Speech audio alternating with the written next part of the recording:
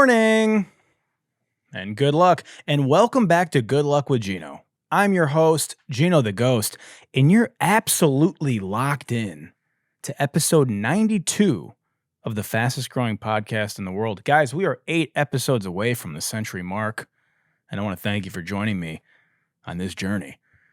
If you're listening on Apple Podcasts or Spotify and or watching on Spotify, because you can do that now, make sure you hit that like button, subscribe to the channel, comment, leave a 5-star review, send it to a loved one or an arch nemesis, if that's how you're feeling. If you're watching on YouTube, which you should be, and Gengar's not here today, I'll tell you why in a moment. If you're watching on YouTube, which you should be, hit that like button, smash the ever-loving fuck out of that subscribe button, and leave a comment by greasing up that algorithm and leaving a comment. Yeah? And you're going to grease up that algorithm by leaving a comment. Because you're an oil man. And that's what you do. And when I say you're an oil man, I mean you're an oil man. Right? All right. I mean, what a fucking shit show of a week. I think first and foremost, though, we got to talk about why I'm wearing what I'm wearing today. We got the Detroit Red Wings hat on, the Detroit Red Wings thermal on, and we're wearing that in honor of the United States of America putting belt to ass against Canada. That's right. In fact, I know it's a little early, but we're going to bust out the USA pitties for this one. Oh, yeah, dude. Uh-oh, what's going on here? Okay, hold on. We're having some trouble. We're having some trouble with the headphones and the glasses. Okay, we're good? The United States played Canada yesterday in the four country cup, whatever the fuck it's called. I don't know. All I know, Team Canada versus Team USA. And, you know, Canada's been fucking walking around with their chest out like this. If you're watching, this is how they looked, walking around like this. We're Canada. We play hockey there, don't you know? We're here in Canada. If we know one thing, we know a thing or two about putting the pine to the ice and getting and scoring goals. And here in hockey town, Canada, yeah. Well, Canada booed our national anthem to start the game. That's right. Canada booed us in the America versus Canada semifinal while they were singing our sweet, sweet anthem. And we responded by getting in 3 fights in the opening 10 seconds, beating that ass, and then scoring 3 unanswered goals to win the game 3-1. Please welcome the 51st state to join the Union. Welcome, Canada. Little brother. You're just a state to us now.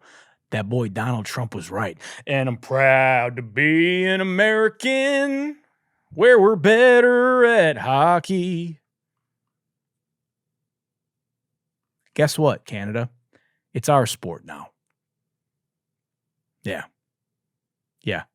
Hockey's ours now. Hockey belongs to us now. I tell you what, Canada would never beat the U.S. in baseball or football. And I'm not talking foot fairy ball. I'm talking about American football. I'm talking about the pigskin. I don't give a piss about nothing but the pride. I'm talking about that football.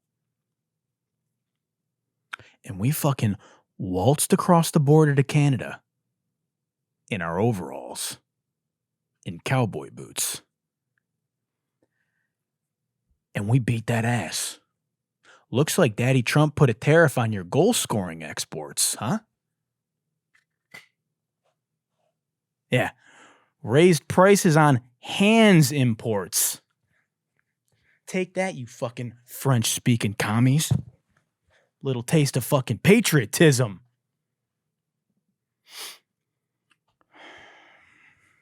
I'm just kidding. I love my brothers and sisters in Canada. We like to have fun here. All right, let's take off the pitties. We're gonna get right into the week. I mean, we've had an eventful. Guys, I'm not gonna sugarcoat it. It's a big political episode this week. It's a big political episode, global political episode, to spoil our main story. But we're going to start in the United States. And, you know, I don't think it's right for me to deliver the political news. We're going to kick it over to our main news correspondent over at GNN.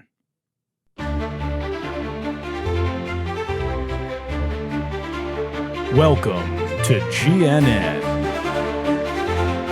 your leading source of news, politics. In this week, politics. And now your host, lead political correspondent, Gino Bori. Welcome to GNN. I'm your host, Gino Bori, and this is the news.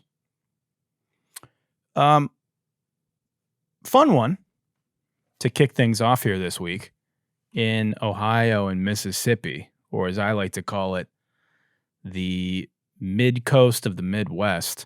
Lawmakers in Ohio and Mississippi introduced the Conception Begins at Erection Act, a bill that fines men up to $10,000 for ejaculating without intent to conceive. Yeah, I want you to just process that for a moment. Lawmakers have introduced a bill that fines men up to 10 bands for coming without the intent to have a baby. Real missed opportunity to call this the Blue Balls Bill. Mississippi, a red state with blue balls. You know how many PPs are in Mississippi? 2. Well, 1. 1 PP. And let's keep it that way, yeah? Keep your PP in your pants. Unless you plan on having a child. Unless, of course, you want to pay a $10,000 fine. Don't worry, guys. This only applies to people that are having sex with women. So not jerking off. So most of you are safe. Representative Samani of Ohio said, if this legislature is so dedicated to regulating women's bodies and reproductive choices, it's only logical to apply the same scrutiny to men's reproductive decisions. So, okay. This is obviously a provocative move to spark discussion regarding reproductive rights by Democrats, right? Like the whole idea is like, see, if you want to regulate women's bodies, let's regulate men's bodies and see how you like it in the bedroom. But I think it would be hilarious if this actually passed. You know? Like imagine Democrats introduced this bill like, what now, Republicans? You want to control women's bodies and abortion stuff? How about men's bodies? And these fucking like dinosaur conservative people in this, they're like, yeah, sure. That would be fucking hilarious, dude. Post-nut clarity comes with a price. Oh, your pullout game's strong? Hope you're ready to pull that money out of your account then, too. Hope you're ready to pull out that checkbook and write a $10,000 check to the United States government, you horny bastard. I mean, No Nut November just got a whole lot more serious. There's a lot more at stake now. We might have to stretch it all the months. Great news, Elon Musk and Chris Williamson. That population control issue you guys are worried about, not going to be an issue anymore. Because I know for a fact that motherfuckers in Ohio and Mississippi cannot afford to pay 10 bands every time they bust a nut. They're going to be fucking... They're going to be walking around with balls this big down there. Hi, I would like to report a crime. My husband. No, not domestic violence. He just busted on my lower back and told me he isn't ready for kids. Lock him up.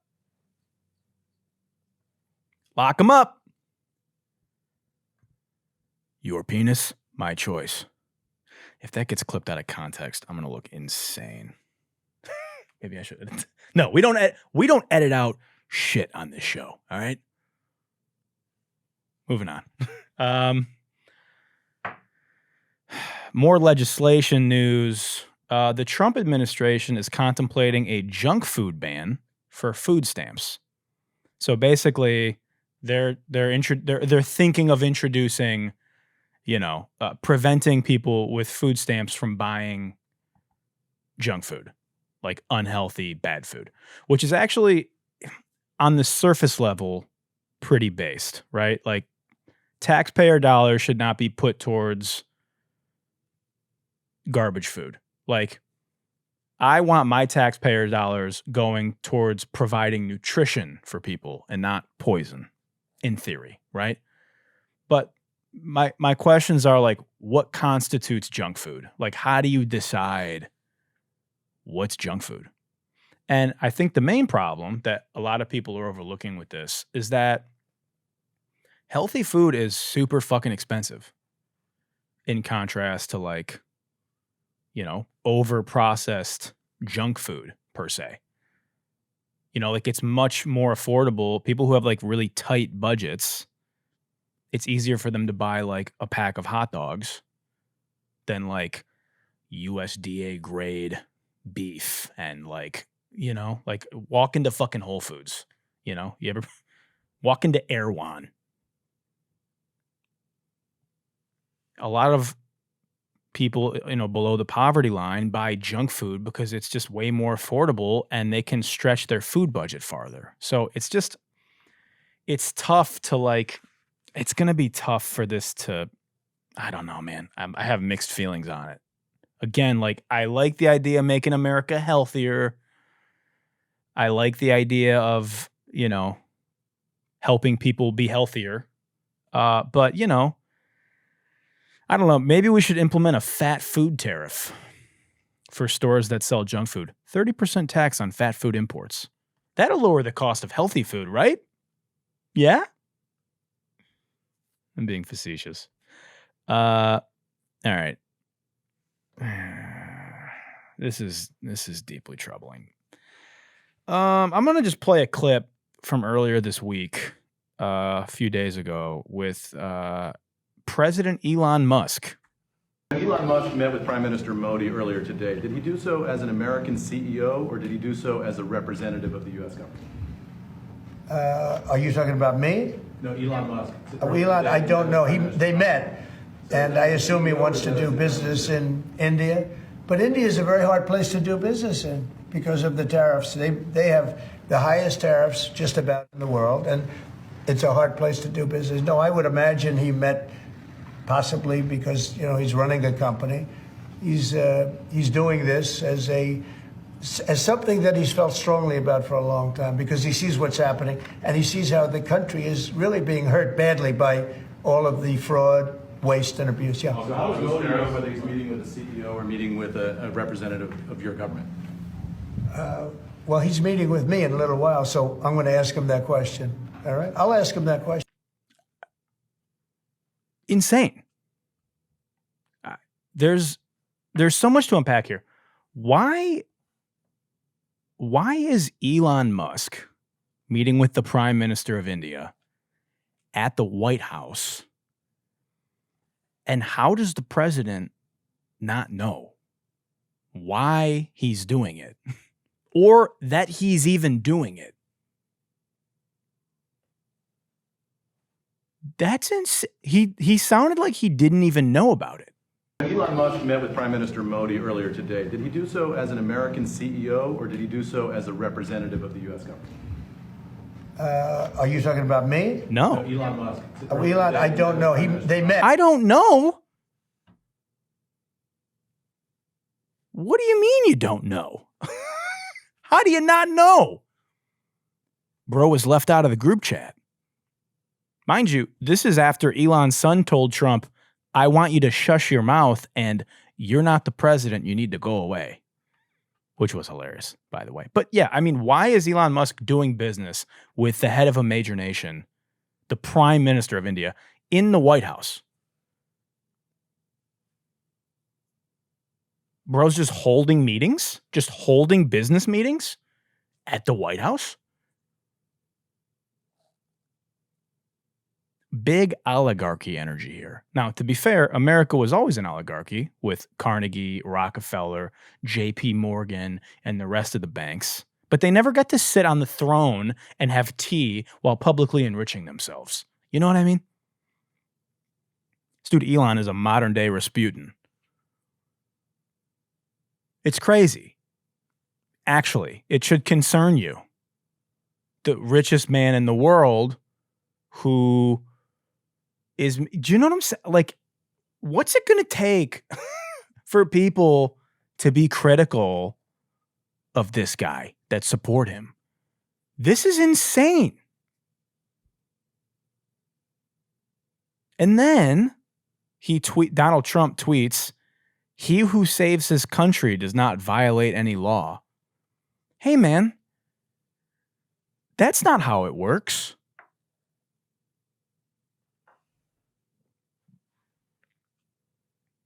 You're the president of the United States. That's not how it works. This is a Napoleon quote, by the way. The dictator, Napoleon. Bro said, "I'm sick of the Hitler comparison. Let's mix it up a little bit, yeah? I'd like to get measured up next to another dictator, one that I'm actually taller than." He who saves his country does not violate any law. I told you guys this was coming. I mean, I'm not like the first to say it, but he's setting the stage to continue completely sidestepping the Constitution. What's the jumping off point? I'm not going to sit here and act like, oh, he's like Hitler. He's going to take over the world and never leave office. Like, I'm not saying that's going to happen. But they are going to completely overhaul the fucking government. And not in like the good way that people think they're going to be doing it. Like, sure, there will be good things where they're like cutting fat on government agencies. But they're going to just completely EO their way through around the Constitution. It's just like, I don't know, man. Pretty scary. Let me take a sip of this unbranded water. Because Donald Trump wasn't the craziest president this week. We had a president not to be outdone for our main story. Our main story. In a recent and rapidly unfolding controversy, Argentina's president, Javier Milei, finds himself at the center of a financial and political storm following his promotion of the Memecoin Libra. Yeah, not the first president to promote a meme coin, but this one is a fucking shit show. So on Valentine's Day, of all days, President Melei took to social media to endorse Libra, describing it as a private project aimed at stimulating Argentina's economy by financing small businesses and entrepreneurs. So this tweet goes out, and everybody's like, is this real? Is this a hack? What's going on? Is it another Trump situation? And people start aping. It opens at like $1.2 billion, runs up to like $4.5 billion. Now, I do a minute of research before I buy anything. I look at the website. The website is in English. It's a .com website. It was made a day ago. Red flag. I look at the wallet that deployed the contract. This wallet has deployed other scams. Red flag. It's already at $1.2 billion. So when I see it. So now I'm like, well, I'm really not going to buy it now because what's my upside? Turns out my upside was 4 times. It went to 4.5 billion. But I'm not touching it because I know it's probably a scam. And the biggest red flag, it was heavily bundled. So like 80% of the coin is owned by a cluster of wallets. Now, this was the same thing that happened with Trump, but with Trump, there was an unlock schedule. So most of the supply is locked up for at least 4 or 5 months. This had no lockup period. So I'm not touching it. Now, Melei posts a tweet. He posted on his Facebook. Everybody's like, okay, well, it must be real. So yeah, it skyrockets to $4.5 billion. And then as everybody starts to do their own research on it, my video goes viral. A few other videos go viral talking about how it's obviously a fucking scam. It crashes. The token plummets by over 90%, leading to devastating losses for investors. Then he deletes his tweets and his posts on Facebook promoting the coin. And then the coin completely dies on Valentine's Day. Thank God I have a girlfriend and I'm not chronically online throwing my money at bullshit. A lot of people, the incels of crypto Twitter, got fucking cooked because, well, they were spending the days with their Pichadel. Now, insiders revealed that a small group of insiders, blockchain analysis reveals of that cluster, that 80% cluster, a small group of insiders withdrew over $100 million shortly after the token's launch. Yeah. $100 million of liquidity instantly removed after the token's launch. Then it comes out that a group called Kelsier Ventures is the one who is behind this. Like some guy named Hayden, which his name's Hayden, and we should have known. Anybody named Hayden is up to no good. There's never been somebody named Hayden that's contributed anything positive to society. You know what I mean? I'm going to, like, Hayden. I say that name. Think of what Hayden looks like. That's it. That's what he looks like. Picture him in your head. So Hayden, something or whatever the fuck, from Kelsier Ventures, met President Milei, convinced him to do this fucking thing, I guess. And the big scandal on crypto Twitter right now is that there were a bunch of insiders who knew that this was coming. Dave Portnoy from Barstool puts out this video. He gets on his Spaces and he says this. I told you I had a wild story. So the thing launches and Hayden is like, you're in the ledger. You're in the marketing program that we built for this. And he's like, sends me, I think it was 6 million coins, something like that. Maybe 6.5. I forget what it was. And again, I wasn't overly surprised that I got the coins because he told me I was in the plan. So he does that, and I'm getting ready to tweet like, hey, this is a great launch. Milei is a great launch. Great launch. Get ready to tweet it, this, that, the other thing. And I send it to Hayden, and I'm like, this is what I'm going to say. I'm proud to be part of this project. I like what he's doing in Argentina. I bought a lot of my own, but they also gave me coins. And he's like, you can't say that they gave that we gave you the coins. I'm like, what do you mean? I have to say that. And he's like, well, no, then it seems like you're an insider. And this, I think we got confused. Like I knew about it before. Whatever the case, they're like, no, you can't say that we gave you coins. I'm like, well, I can't accept coins if you don't fucking let me say you gave me coins and I'm part of the project. So I literally sent the coins back. So that's not great.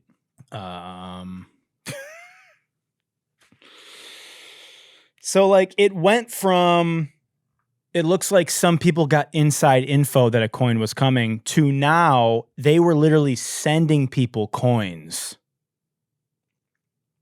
to talk about it.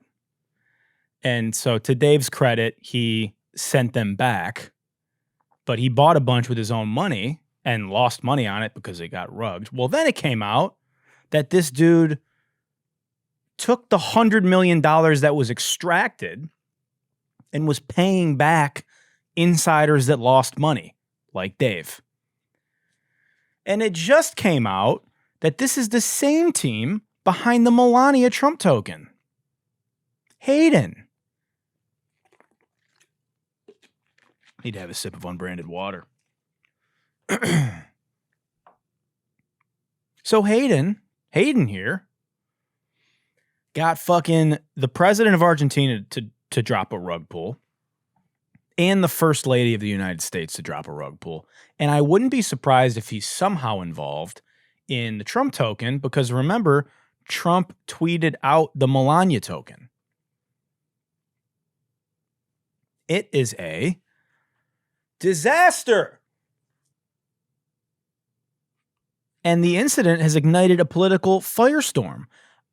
Opposition in Argentina has accused President Milei of engaging in fraud and are threatening to initiate impeachment proceedings. A lawsuit was just launched by Argentine lawyers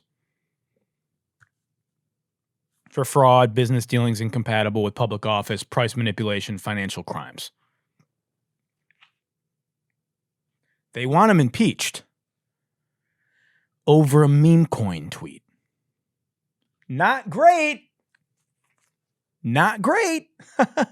Not great. In response to the backlash, President Milei said he was not aware of the details of the project, and upon learning more, chose to cease promoting it. The Anti-Corruption Office of Argentina has launched an investigation into the incident to determine whether any misconduct occurred, and President Milei himself has expressed support for the inquiry, wanting to get to the bottom of this. This is insane because President Milei either knew and was complicit in mass fraud, which is bad, or posted a meme coin without doing any diligence. I'm not sure what's worse. What's worse? I mean, thank God I live in a country where the president doesn't launch a shitcoin to enrich himself on the backs of his own citizens. Oh, wait. Oh, wait. Oh, do you see what I did there? Did you notice my sarcastic tone in the delivery of that line? It's the same thing. What's the difference? A lockup? It's equally fucking stupid. Anyway. So what's the fallout? What does this mean for crypto? Well, the meme coin market is currently smoked. A lot of people lost a lot of money on this one. And liquidity is already pretty dry because basically, look,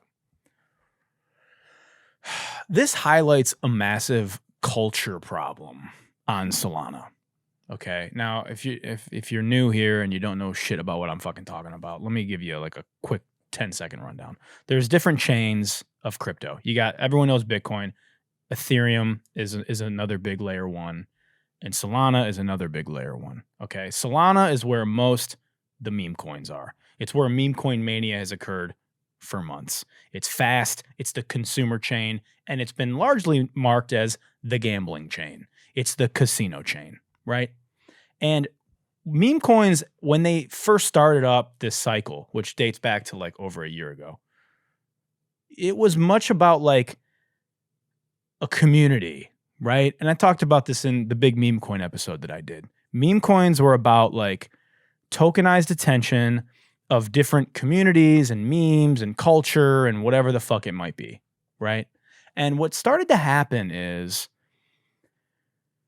we've started to see a flight from these big meme coin communities to chasing the daily runner. And this really got highlighted after the Trump drop. The Trump token came out and nuked everything else because everybody sold all their conviction plays and like meme coins that they had been in for a while in the communities they were in to chase this fucking token, right?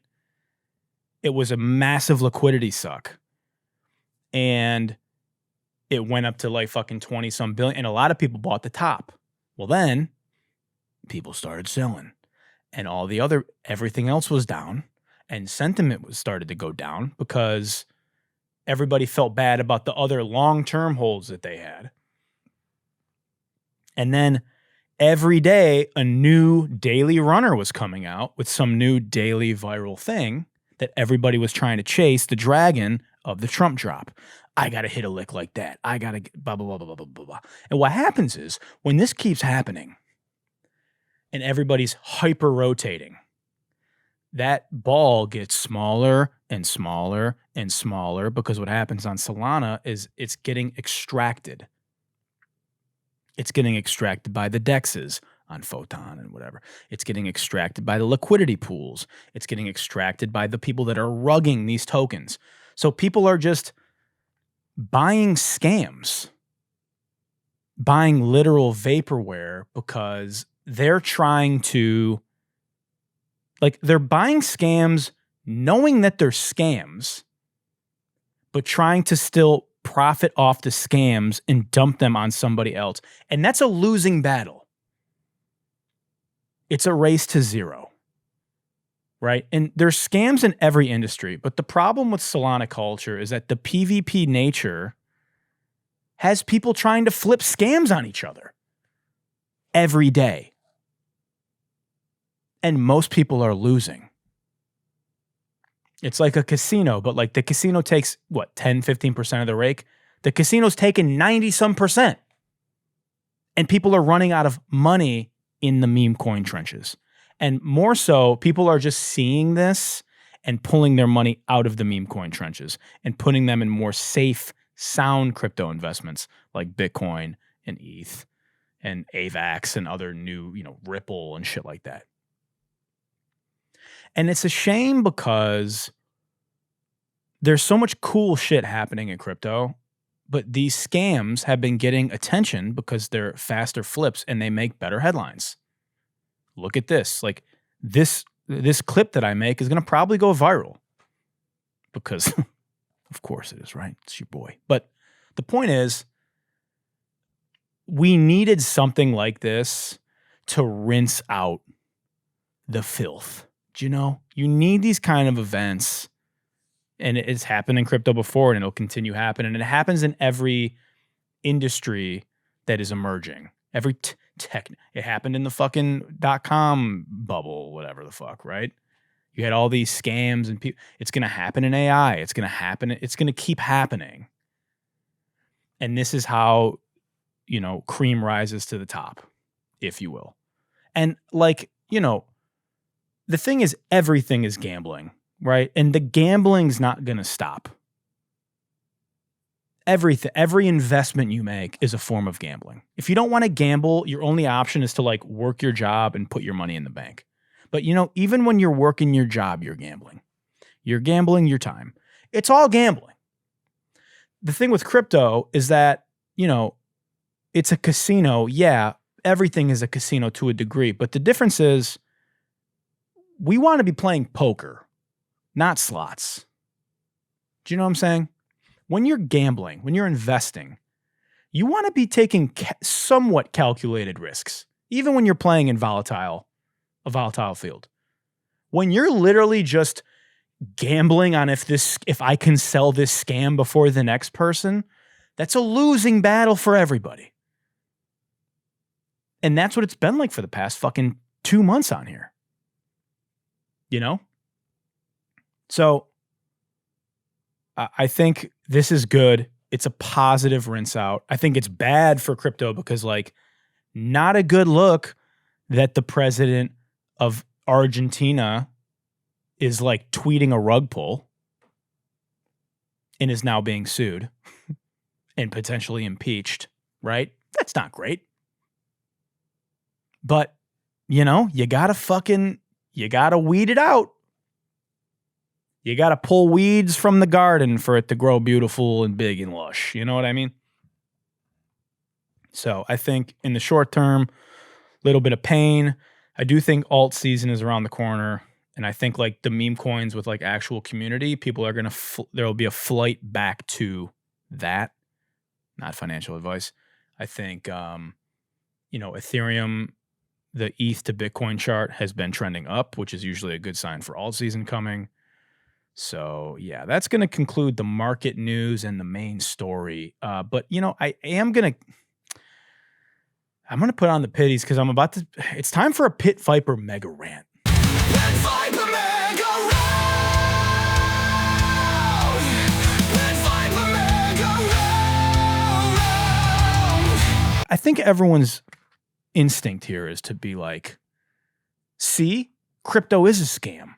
Every aspect of the economy, every financial sector can be and has scams.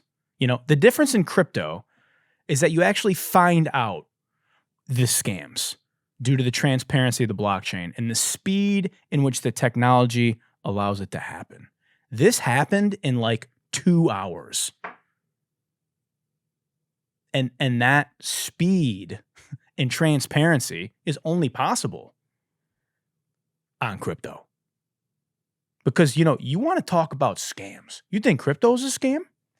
I'll tell you what a scam is. The dollar. The dollar is a scam. Every day you work for your money. You go to work and you fucking bust your ass and you grind and you grow your brand for your money. And the Fed is creating money at no cost to them. They're just printing it. They're just printing money, which makes your dollar less valuable. The dollar used to be redeemable and backed by gold. Let's take you on a little history lesson. Come on, journey with me back to the 1930s. In the 1930s, President FDR issued Executive Order 6102, which forced all U.S. citizens to turn in their gold at a fixed price of $20 per ounce. That's right. The president demanded you legally to turn in your gold at $20 per ounce. And this was designed to boost gold reserves and the dollar because, we're in the Great Depression. We got to take extreme measures for your country. Well, after the U.S. government confiscated the gold, they immediately revalued the gold from $20 to $35 per ounce, which increased the value of the gold that it had by nearly 70% overnight and devalued the dollar, which allowed the government to print more money using the new gold valuation, which further devalued your dollar. The gold was housed at Fort Knox, which, by the way, is about to be audited by the DOGE for the first time since 1953. It might not even be there anymore. And then in 1971, President Nixon ended the gold standard completely. Since then, your dollar has been backed by nothing. Vaporware. Most of you probably didn't know this. The Fed manipulates the money supply by creating new digital dollars every day out of thin air. These new dollars are given to banks, corporations, and the government. They get this money before inflation even hits, which dilutes its value for everyone else. So Wall Street and institutions borrow at near zero interest rates, these new dollars, invest them, profit, before new money ever trickles down to the average citizen.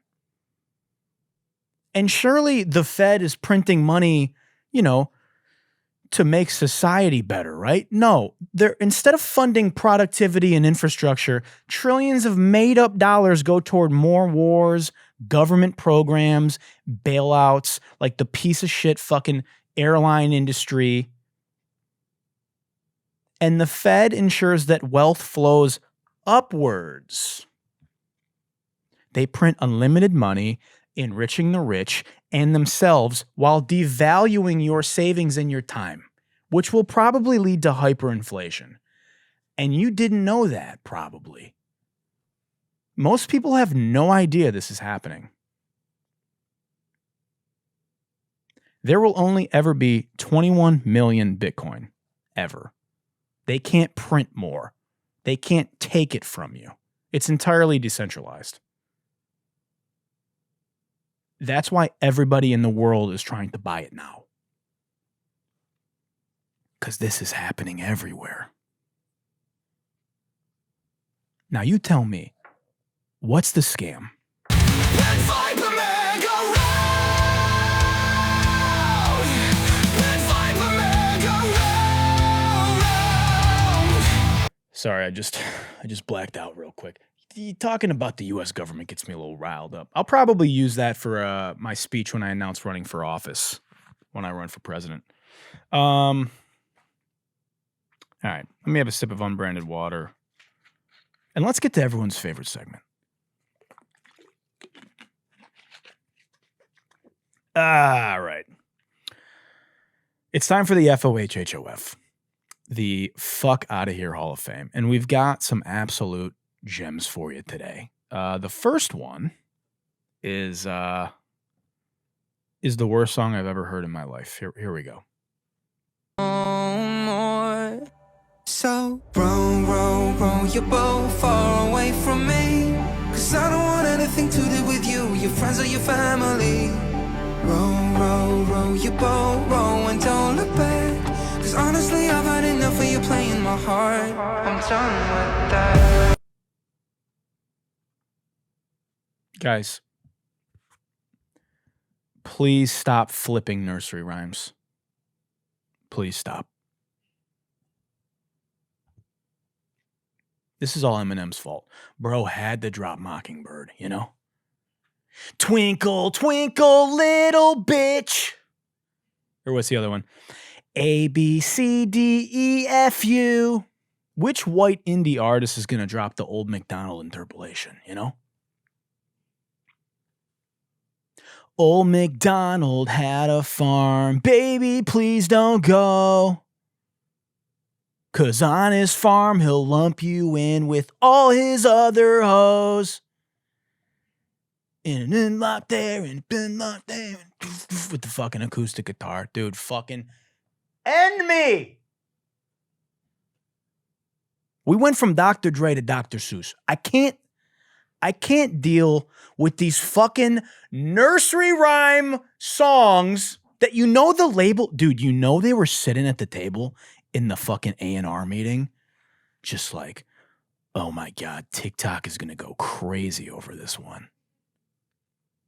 Oh, dude, fuck yeah, dude.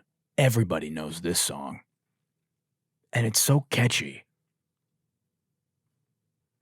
The Kids Bop version is going to be more explicit than this version. They're going to be like, can you guys get a little edgier? They need to row this wave file into the fucking recycling bin. I would rather row myself off a fucking cliff than listen to this song ever again. Sink, sink, sink the boat. This is Disney Channel's fault. Which songwriters and A&Rs that follow me are responsible for this? Just comment below. I have a couple questions for you. I'd like to have some words with you. More.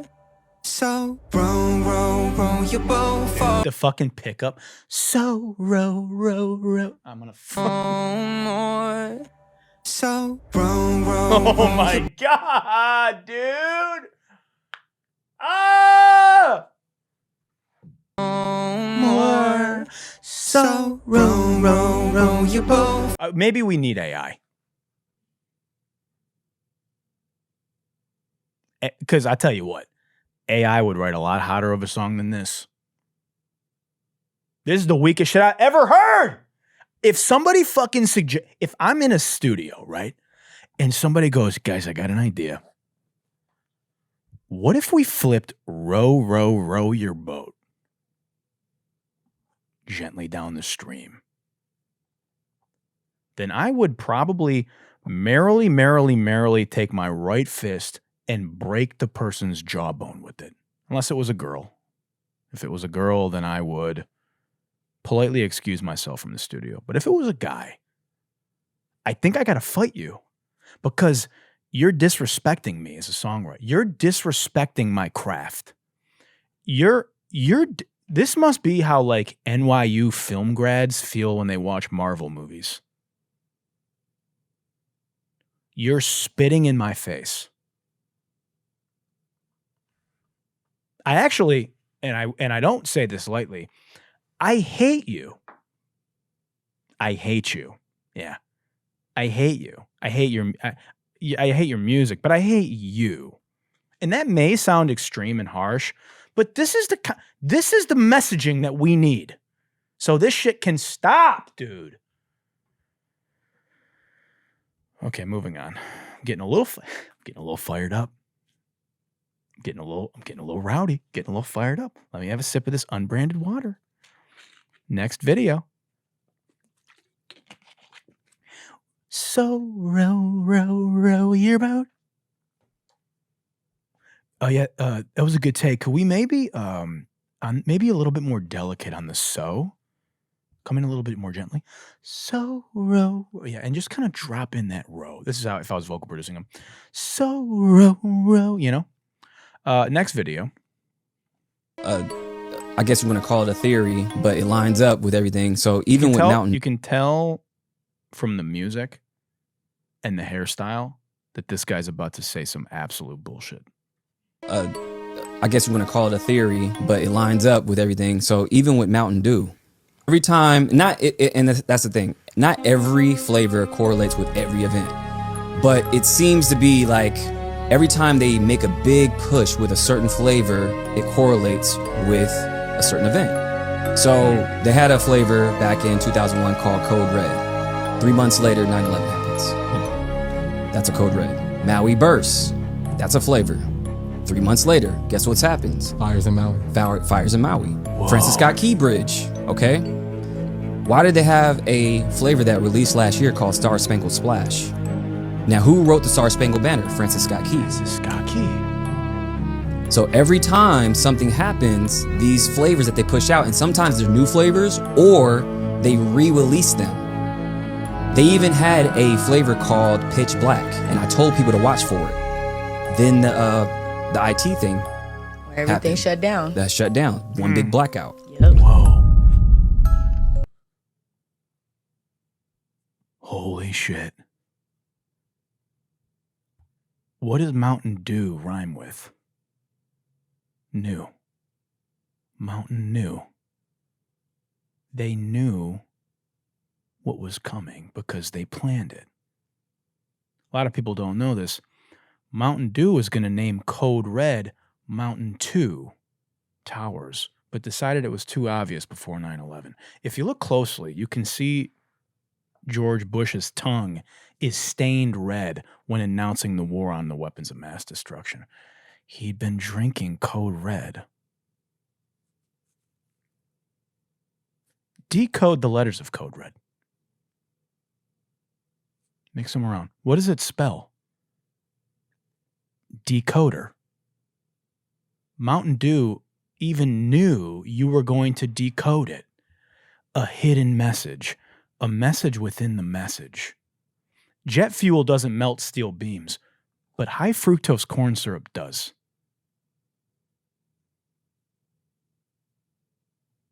It's all marketing. You understand? How can we push our product? Code Red. Let's bomb the Twin Towers with an airplane. Marketing. Do the do. Do the do. Do you understand? Do the do.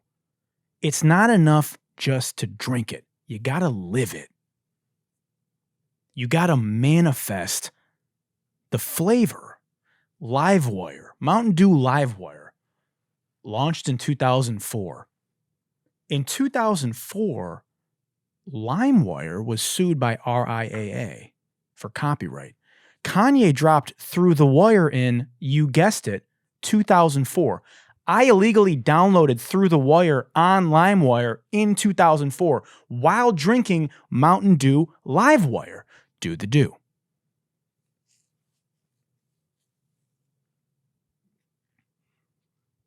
There are no coincidences. Mountain Dew Baja Blast. What happened in Baja? They don't want you to know what happened in Baja.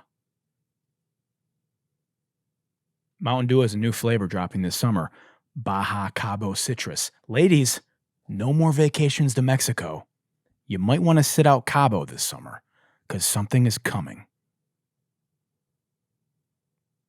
Hopefully they drop Mountain Dew Alien Invasion soon to put us out of our fucking misery. Yeah? You know who invented Mountain Dew?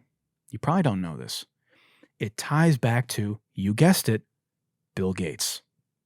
And wait till you find out that Fauci put Mountain Dew in the COVID vaccine. In fact, they were going to roll out Mountain Dew COVID Red, but again, they felt it was a little too on the nose. This guy, man, I mean... I guess you want to call it a theory, but it lines up with everything. I guess you want to call it a theory. Dude, bro better be careful. Big Soda's going to come after him.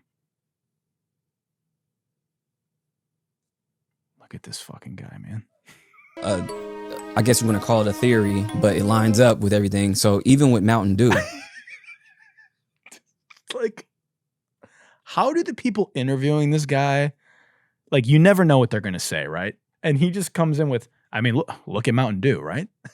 Every time, and that's the thing. Not every flavor correlates with every event, but it seems to be like every time they make a big push with a certain flavor, I love how the music starts back with up. A certain event. So they had a flavor back in 2001 called Code Red. 3 months later, 9/11 happens. That's a Code Red. Maui bursts. That's a flavor. 3 months later, guess what's happening? 3 months later, Fires them 9/11 out. Fires them. Mountain Dew rolls out Code Red. 3 months later, 9/11. I mean, what is your theory, right? Do you think Mountain Dew, you think PepsiCo, to push their product? Because you know what I think of when I think of 9/11? I think of Code Red. I think of Mountain Dew Code Red and I go, God, I'm getting thirsty. I should head on over to 7-Eleven and grab a Mountain Dew Code Red. Look at his hair. You can tell he spent too much time watching Illuminati videos on YouTube about Jay-Z throwing up the rock in the on to the next one video, you know? You could tell this guy just has days of content consumed on YouTube about Illuminati and stumbled upon this. Like 15 suggested YouTube videos later, he ended up on the fucking Mountain Dew conspiracy theory video. Probably had the same music. But hey, you know what? Mountain Dew, it's poison. So we should appoint this man as health secretary. This is the kind of guy we need to clean up our shelves. All right. Last video.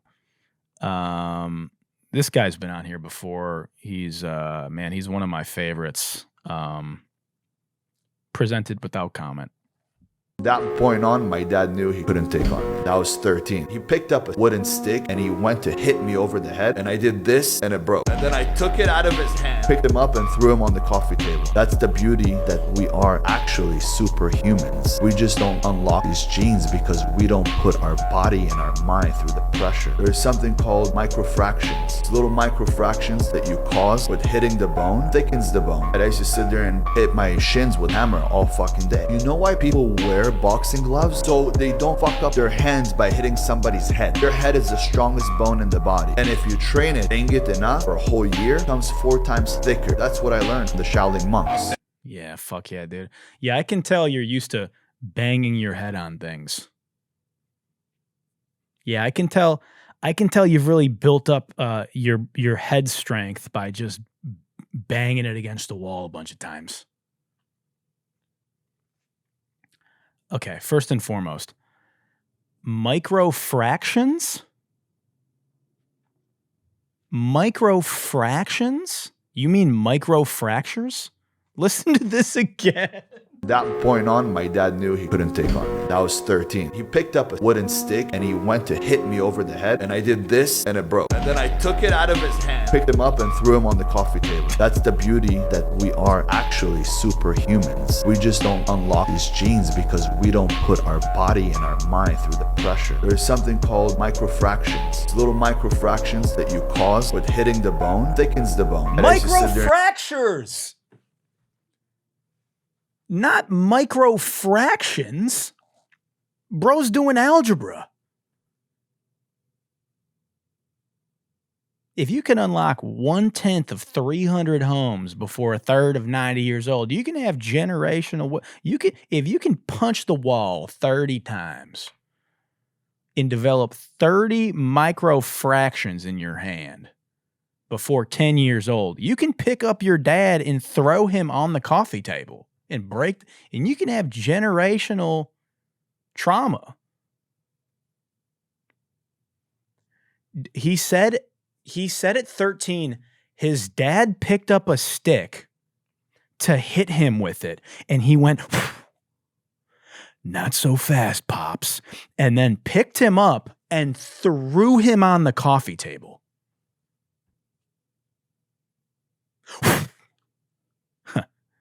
Not so. What do you plan on doing with that, Pops? Like a fucking anime villain. I got a different idea. You know? Bro's a better storyteller than Soulja Boy.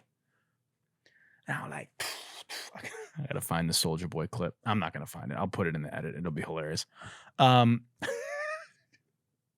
The most ridiculous story ever. Dude, imagine you're his dad watching this. Like, what?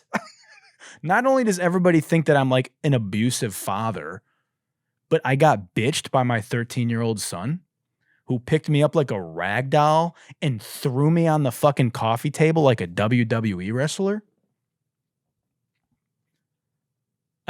When I was 7, my father tried to slap me, and my father watches this show, so I'm sorry that I have to air this out, Dad. But when I was 7, my father tried to slap me. I grabbed him by the wrist, snapped his arm at the elbow, and threw him out the window of my living room. Then I picked up the sectional and I hurled the sectional at him. And then moments before it crushed him, I grabbed it like this with one hand, my left hand. My right hand, I was holding his arm, which was, I remember I'd snapped it, right? So I'm holding it. And I looked at him right in the eyes and I said, "I'm the man of the house now. And I want chocolate milk. Not 2% white milk anymore. And I don't want Nesquik. I want the good chocolate milk." See, we're actually superheroes. You just aren't training hard enough. AKA taking steroids like this guy. Just take Compound V. I can't figure out this guy's accent. That point on, my dad knew he couldn't take on me. I was 13. He picked up a wooden stick and he went to hit me over the head, and I did this and it broke. And then I took it out of his hand, picked him up and threw him on the coffee table. That's the beauty. It's the funniest thing. Just the most fucking insane story ever. Wow, man. Not gonna fuck with you. You know? All right. That's gonna conclude our episode. Oh yeah, I didn't tell Gengar's not here because he's just so disgusted with the state of the trenches, the state of the Memecoin trenches right now, that he just couldn't join us today. He got rugged by the president of Argentina, so he's in shambles. But I want to thank you guys for joining me this week. If you're watching on if you're watching on Spotify or listening on Apple Podcasts, make sure you hit the like button, save the show to your device, subscribe to the show, give it a 5-star review, leave a comment, send it to a loved one or an arch nemesis. If you're watching on YouTube, which you should be, Pikachu, go ahead and just tap that like button ever so delicately. Smash the fuck out of that subscribe button and grease up that algorithm by leaving a comment, because you're an oil man. And that's going to conclude the show, guys. Thank you, Beyonce. I forgot to thank you in the beginning of the episode. I apologize. But thank you, Beyonce, for letting me have a show and giving me the opportunity. And yeah, that's going to do it. I think it's only right that we send it off with everyone's favorite AI theme song. And until next week, as leaders of other countries launch rug pulls and Elon Musk continues to run our country, good night and good luck. Everybody listen close. There's a brand new show. Pikachu, what's the name of that show? It's called Good Luck With who? with Gino. That's me. It's gonna get you moving, get you in the zone. Good luck, good vibes, good times. With Gino by your side, you'll be feeling fine. Hey. Every week, he's gonna bring the hype. Woo! So come on, let's go tune in online.